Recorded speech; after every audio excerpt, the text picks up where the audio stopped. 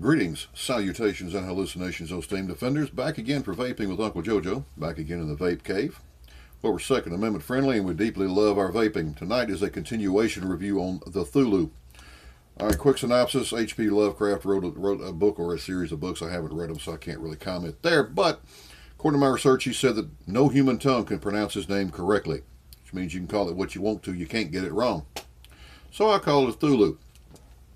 Now, I did a video, my previous video. It's a bit long, but I do take this thing completely apart to show you all the pieces, all the inner workings of the Cthulhu.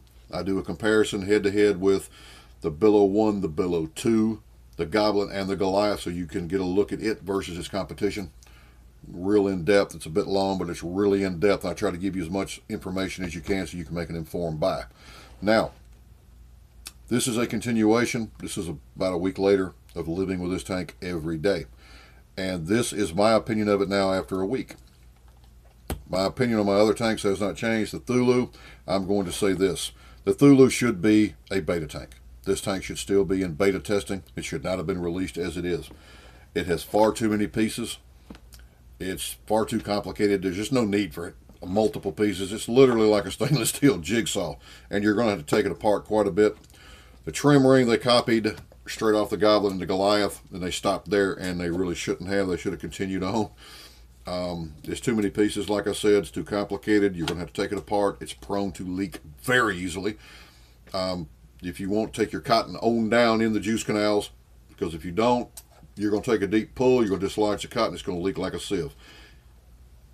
At the top, when you try to fill this thing, do not try to speed fill it. If you try to do gorilla grip on a plastic bottle or grab that dripper and shoot it down, in other words, speed fill it, the overpressure from that fast flowing juice will again dislodge the cotton.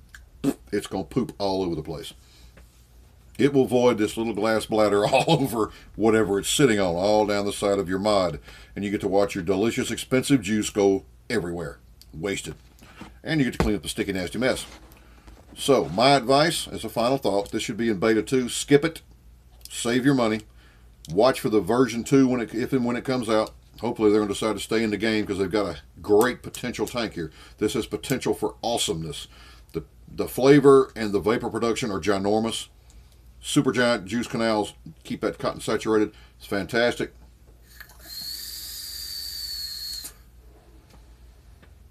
Just too many cons to outweigh that one pro.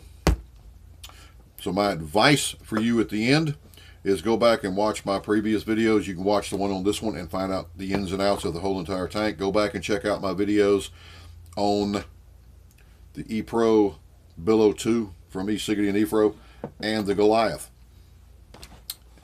Now, for the folks at Cthulhu, just in case y'all watch this, this needs to be one piece and the deck raised. Do like the Billow, drop it down where you get more juice in there. Mo juice is mo better.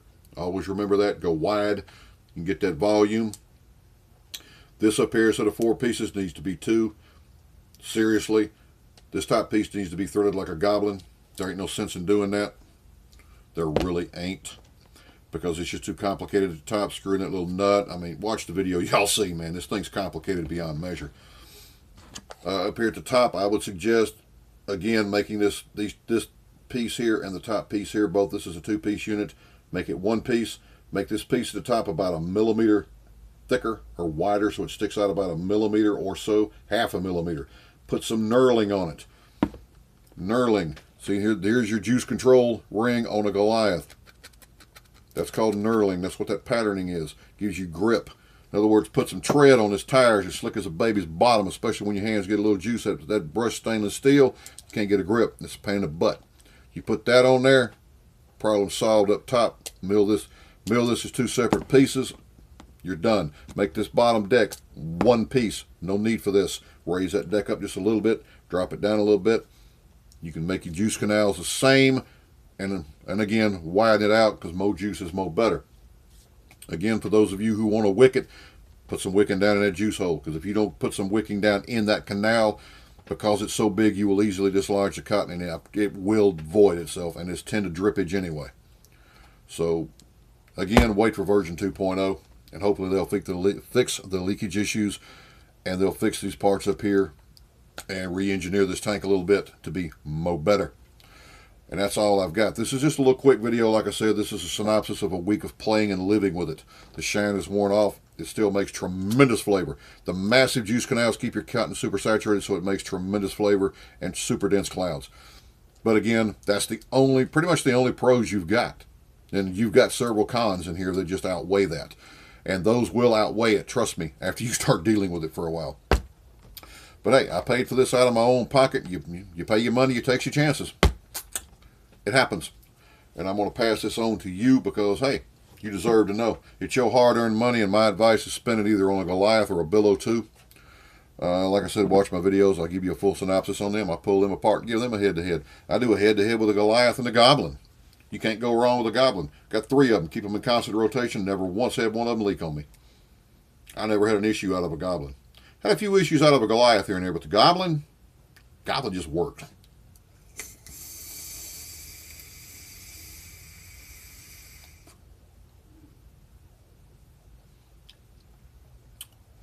See what I'm saying?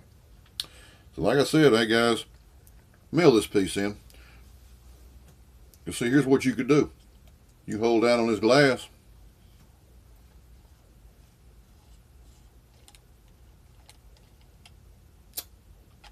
Fill her up.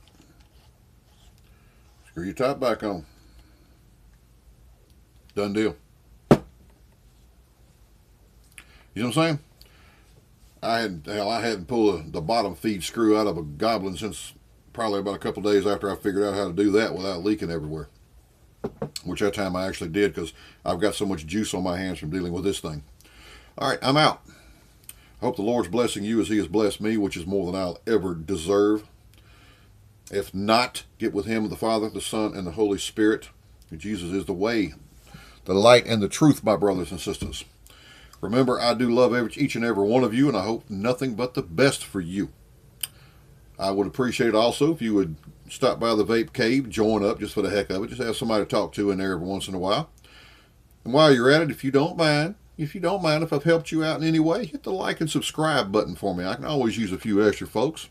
And until next time, when I got another juice review coming up this week. I'm going to have some new juice to review. And until then, I leave you with this: peas and cornbread.